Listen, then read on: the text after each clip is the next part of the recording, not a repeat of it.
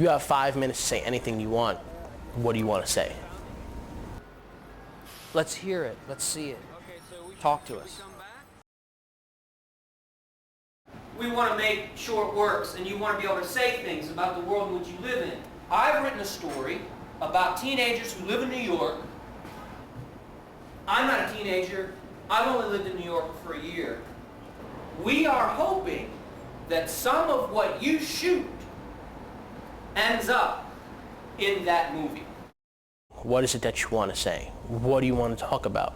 What's important to you? Just throw out ideas right now, because it's going to be an evolutionary process. And the young filmmakers put their ideas out there, and then they kind of shaped each other's ideas. I was thinking Third Avenue, you have so many conversations and everything's going so wild and it's hot. And then we could have, that could be like a few like dialogues we have. He's just walking, but we don't see him. And just learning like how to turn the camera on and how to get it to record and stuff. We did basic, very, very basic, what is the camera, what did buttons do, how to set up your shot. Okay. And then to see them shoot for the first time. Rolling. My name is J.J. Rodriguez. Everyone has to shoot. Everyone has to know how to operate the camera, operate the tripod. Most of them have never used video cameras before.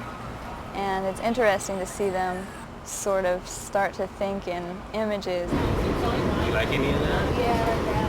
Film it. Don't be afraid to film. That looks all like that.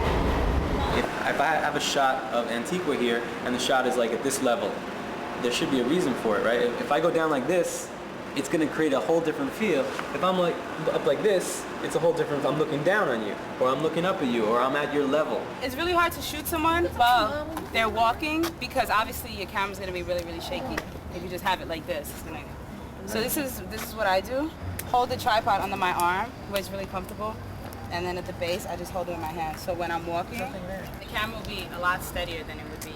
The third week, we've set aside for strictly editing. But what you want to do now is you want to open iMovie.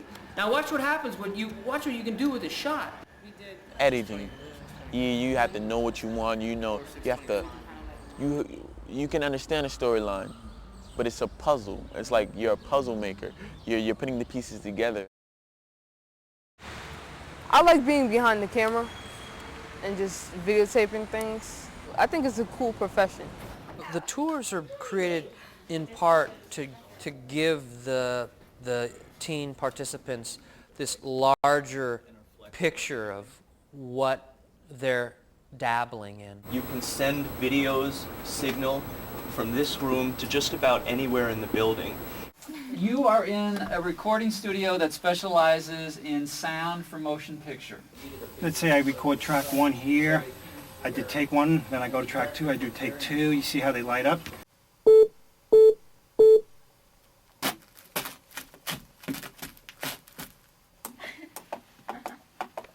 You know, little stuff like that. It even sounds like snow sometimes if you EQ it.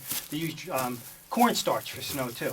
There's so many different aspects of like a film that you can be involved in. You don't have to be center stage. Maybe you're interested in being the camera operator, or maybe you want to do some set design. That's why video and like film is ideal for seeking out all like any different talent that a kid has and saying, all right, you want to do that? Psh, go for it. I just want them to take that, have confidence. And I want them to show that this could be a career for them. I hope that they can see that through the project, like they actually can come out and make films, and there are people who we're all working in the industry, that they can do that, or they can make it in the arts if that's what they want to do. I'm living proof, because I was one of these kids from Jamaica, Queens. When you learn media and you learn media literacy, you look at everything in a new light. They can make judgments for themselves based on what they're seeing. They can break down those images, and they can see what those images are really saying. One of the early things that I think we're all trying to do with these youth in this workshop is letting them know that what they have to say matters.